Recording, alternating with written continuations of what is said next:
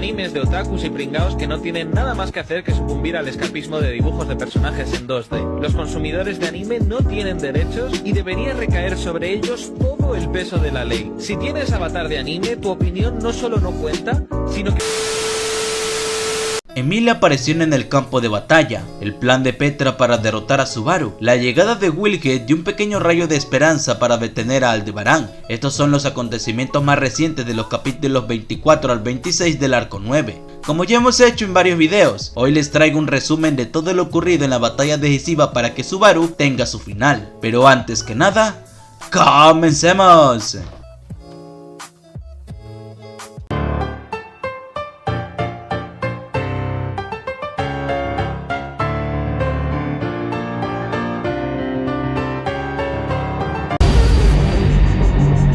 El capítulo comienza con el grupo de la Atalaya abandonando la zona de combate, ya que la pelea entre Reinhardt y Satella aún continuaba. Petra notaba las diferencias en el Subaru que la acompañaba en forma de alucinación, era una versión antigua, de hace un año. Y al compararlo con el Subaru actual, resultaba imposible no advertir ciertos rasgos infantiles. Sin embargo, esto no le desagradaba. Al notar que se estaba desconcentrando, intentó ponerse seria, justificándose al pensar que no era la primera vez que imaginaba a Subaru en otras formas. En varias ocasiones, Petra se había proyectado junto a Samae en escenarios románticos, como los de un cuento. El Subaru del Libro de los Muertos era consciente de todo esto, ya que técnicamente estaban dentro de la cabeza de Petra, compartían pensamientos y conocimientos. Ahora, la joven sirvienta conocía los misterios que rodeaba a Subaru, más allá de la gran cascada y el regreso de la muerte, cosas que escapaban por completo de su comprensión. Ambos conversan brevemente. Cabe recordar que este Subaru pertenece a la época del arco 4, por lo que se sorprende al enterarse de varias cosas, que Roswell siempre estuvo detrás de un plan, que ahora mantiene una relación cercana con Beatrice, que Garfield es un buen amigo, entre un etcétera. El objetivo del grupo era alcanzar a Aldebarán lo antes posible. Sabiendo que tenían al dragón divino en su poder, era evidente que ya habían abandonado el desierto hace tiempo. Además, debían evitar cruzarse con la bruja. Petra, consciente de los motivos, sabía que la mejor opción para mantenerla en silencio era dejarse matar por Satella. No obstante, el Subaru del Libro de los Muertos nunca permitiría algo así, y Petra lo sabía muy bien. La joven estaba luchando contra sus nuevos pensamientos. Aunque Subaru estaba materializado a su lado, sus recuerdos y los de él comenzaban a influirse mutuamente. En ese momento aparece Meili, quien intentaba descansar dentro de la carroza. Ella confirmaba que Flan estaba dormida y que su protección divina, que le permitía comunicarse con su hermano una vez al día, era crucial en este momento. Finalmente, Patrash, quien se había esforzado más del grupo, da la señal de que llegaron a la ciudad más cercana, Mirula, en búsqueda de alguien que podría ayudarlos, Clink, el maestro de Subaru. Feld se había encontrado con un asqueroso bicho soda, el equivalente a las cucarachas en el mundo de Re:Zero. A pesar de haber convivido con ellos durante mucho tiempo en los barrios bajos, estos animales siempre le provocaban repulsión y nunca logró acostumbrarse a su presencia. Ver uno ahora, incluso en uno de los lugares más lujosos de Lugúnica, una de las ciudadelas Variele, el antiguo territorio de la difunta Priscila, no era menos desagradable. Al notar al insecto, Feld hizo un comentario algo grosero sobre su difunta dueña, lo que molesta ligeramente a Yae. Esta, reafirmando su postura de superioridad, tensa con elegancia el hilo que ataba al cuello. Ambas intercambiaron algunas palabras en tono pícaro. A pesar de ser técnicamente una rehén, Feld se daba el lujo de amenazar a Yae, advirtiéndole que estaba contando cada humillación que le hacían pasar. Se nos informa que Volcánica se encontraba junto con Heikel. Debido a la colosal dimensión del dragón, era imposible llevarlo a la capital, por lo que la separación del grupo se volvió obligatoria. Feld no estaba en contra de los objetivos de Heikel, despertar a la madre de Reinhardt. Con una actitud algo tsundere, comentó que incluso las comidas sabrían mejor si Reinhardt pudiera mostrar una expresión más alegre. También se abordó brevemente el objetivo de Al, liberar al arzobispo de la Gula. Feld ya había sido testigo del peligro que representaban estos individuos, aunque aún no quedaban claros los verdaderos fines de Aldebarán. Ya demostraron una determinación firme que no le permitiría abandonarlo. Feld, aunque abrumada por la situación, no estaba dispuesta a dejarse vencer. Finalmente, decidió comerse el sándwich que ya había preparado. A pesar de todo, la sirvienta tenía la peculiar costumbre de mantener bien alimentados a los prisioneros. Aldebarán se encontraba en la recámara donde había mantenido cautivo a uno de los seres más peligrosos y miserables del mundo. En efecto, lo estaban sometiendo, al arzobispo del pecado de la gula, Roy Arhark, quien yacía humillado ante las habilidades del manco. Mientras recuperaba el aliento y mantenía la calma, Al observaba cómo la habitación se había convertido en un campo de batalla en menos de un minuto. A pesar de que le había prometido liberarlo si no hacía nada, Gula lo ignoró por completo y atacó. Ahora, tendido en el suelo con todas sus extremidades rotas, Roy seguía mostrando esa personalidad desquiciada que lo caracterizaba. A Al le costó muchísimo vencerlo, exactamente 6022 intentos. Como es sabido, la autoridad de la gula permite almacenar múltiples luchadores y habilidades en un solo cuerpo, lo que hacía que Roy siempre tuviera una forma de contrarrestar los ataques, asemejándose por momentos a Reinhardt, con su infame protección divina para todo. Sin embargo, gracias a esa experiencia acumulada, Al logró finalmente salir victorioso. Roy, aún lúcido, reconocía la identidad de Al a través de los recuerdos absorbidos, y con ironía, le preguntó si aquello no afectaría la reputación de Priscilla en su camino a convertirse en reina, e incluso se burla, insinuando si acaso ella ya había muerto. Al, tocando un punto sensible, le aplasta con fuerza el hombro roto. A pesar del odio evidente, el hombre del casco solo lo estaba liberando porque lo necesitaba para su plan. Roy era el único que podía llevarlo a cabo. Con firmeza, Al le explica que debía devorar a alguien usando su autoridad, y mientras hablaban, trazó con su dedo ensangrentado una marca en el rostro de Roy, un voto. Si se atreve a desobedecer y devorar a alguien más, morirá quemado, con una sonrisa maliciosa, sin saber si Roy aceptaba o no. Al lo cargó en sus hombros. Su intención era reagruparse con los demás lo antes posible. Sin embargo, algo inusual llamó su atención. Un bicho soda apareció en la zona. Era prácticamente imposible que una criatura así estuviera en ese lugar, confinado exactamente para la gula. ¡Maldita sea! ¡La cagué! Justo antes de que algo sucediera, sin previo aviso, la temperatura descendió bruscamente. Una figura entró en escena irradiando una furia tan intensa que sus ojos parecían imposibles de mirar directamente. Emilia apareció, visiblemente molesta, y encaró a Aldebarán con voz firme y helada. Regresa a Subaru y a Beatriz. Estoy muy molesta ahora. Aldebarán ya había visto pelear a Emilia varias veces. Sin embargo, esta era la primera vez que demostraba una furia genuina. Normalmente en cada enfrentamiento, pese a su seriedad, sus expresiones demostraban lo angelical que es Emilia. Ahora estaba moviéndose solo por la ira. Roy también admite su sorpresa, diciendo que ella da mucho miedo cuando se enoja. Gula había devorado varios recuerdos, por lo que era normal que una de sus víctimas conociera a Emilia. Al inicia el contraataque, pero Emilia lo deja fuera de combate con un solo golpe, iniciando su serie de muertes una vez más.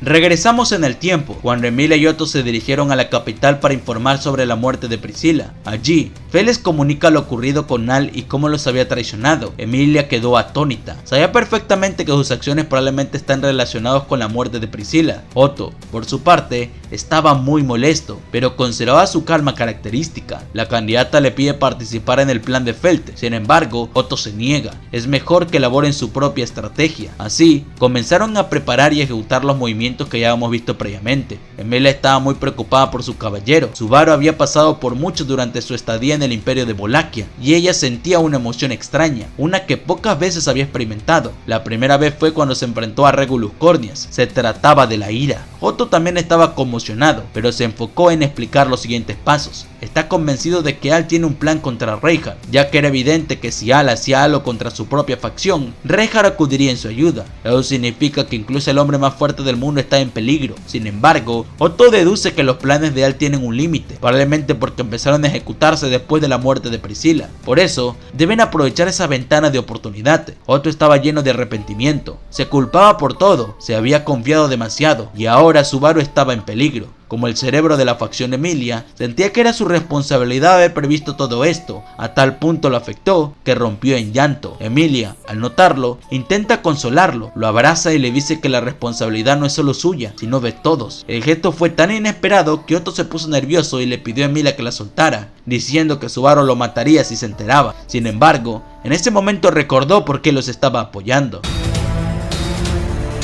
La pelea entre Emilia y Al continuaba. Emilia intentó terminar el enfrentamiento de un solo golpe, pero Al lo esquivó de una forma inhumana. Sin embargo, si el primer ataque no acertaba, el segundo sí lo haría. Emilia logró conectar varios golpes certeros, haciendo retroceder a su oponente. Mientras tanto, Roy se burlaba de la situación, disfrutando del caos. Emilia estaba decidida a acabar con ambos en ese mismo momento. Al, desesperado, buscaba una forma de escapar, creando una torre de tierra con su magia, pero Emilia respondió con una majestuosa fortaleza de hielo que bloqueaba su huida por completo. Aldebarán se dio cuenta de que el estilo de batalla de Emilia, creando armas de hielo, era una recomendación que había recibido de Subaru, así que decidió imitarla, formando sus propias armas con magia de tierra. Ahora, con Roy atravesado entre las habilidades mágicas de ambos, Al tiene los brazos libres para pelear en serio. Comenzaron a intercambiar golpe tras golpe en un combate intenso. La manera en la que Al se movía hacía parecer que anticipaba todos los movimientos de Emilia, lo cual sorprendió incluso a Roy, que no dejaba de observar y lanzar comentarios para provocarla. En un momento clave, Emilia logró atrapar a Al usando uno de los soldados de hielo, el cual tenía la forma de Subaru.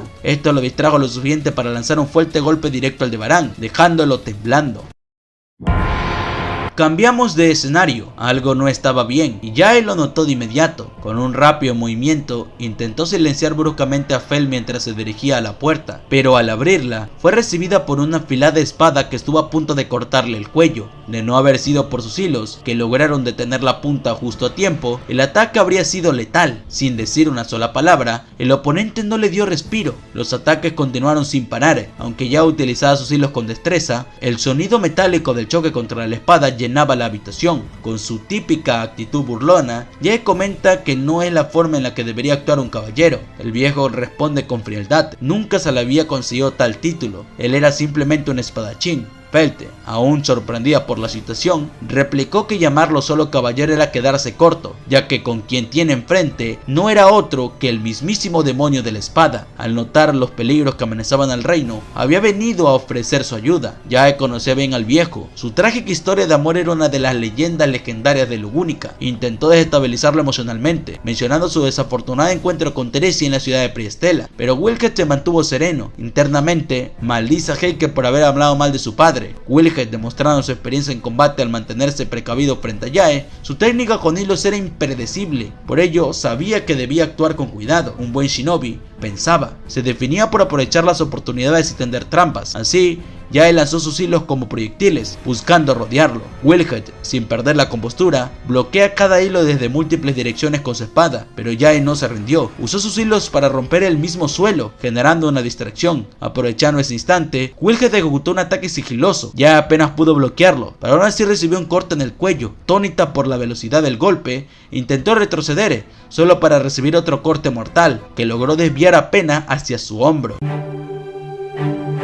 Wilkett se encontraba en la capital, aferrado a la esperanza de encontrar una forma de curar a su amada de los efectos de la sangre del arzobispo del pecado de la lujuria, Capella. Crush había sufrido demasiado, primero con la pérdida de su memoria y ahora sometida a una tortura agónica, pero un pequeño rayo de esperanza se presentó ante el viejo espadachín y Félix. El grupo de Subaru y compañía tenían planeado visitar la torre de Pleiades en busca de una solución, esperando hablar con el sabio Shaula. Aquel riesgoso recorrido concluyó exitosamente, aunque resultaba curioso que las facciones involucradas no hubieran reportado los hechos con claridad. Aún así, se sabía que estaban realizando viajes de investigación para asegurar la torre. Wilkett, decidido, buscaba una oportunidad para ir él mismo a la torre y así intentar salvar a su ama. Fue entonces cuando Otto apareció repentinamente, trayendo noticias alarmantes. Una calamidad se avecinaba, una amenaza tan grande que pondría en riesgo al mundo entero. Además, Otto mencionó dos nombres clave, dos personas que bastaron para que Wilkett tomara su decisión sin dudar. Él se uniría a la causa.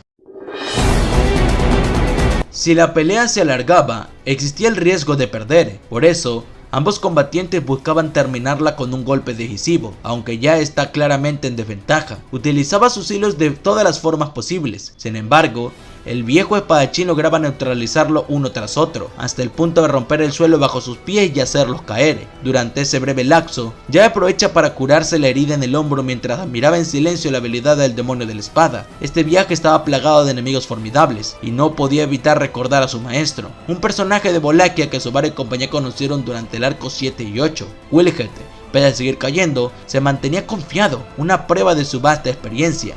Jae, por su parte, maldecía su situación, a pesar de tener la ventaja táctica. La casa en la que luchaba pertenecía a uno de los ex esposos de Priscila, un hombre extremadamente desconfiado.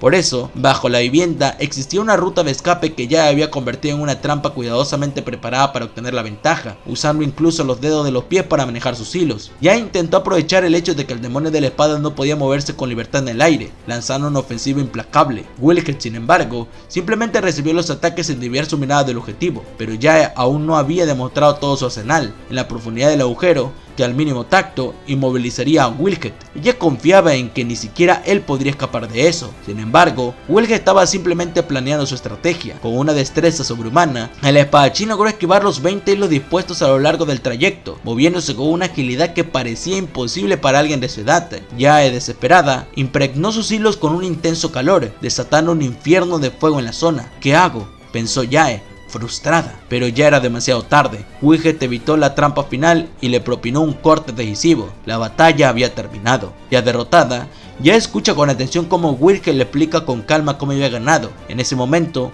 una frase que Heikel le había dicho tiempo atrás vino a su mente: mi padre es muy poderoso, ustedes también lo son, pero le tengo mucho más miedo a él. Yae no lo sabía, pero gracias a la batalla contra la ballena blanca y en la ciudad de Priestella, Wilkett estaba regresando a sus días de gloria, volviéndose incluso más fuerte que en su juventud.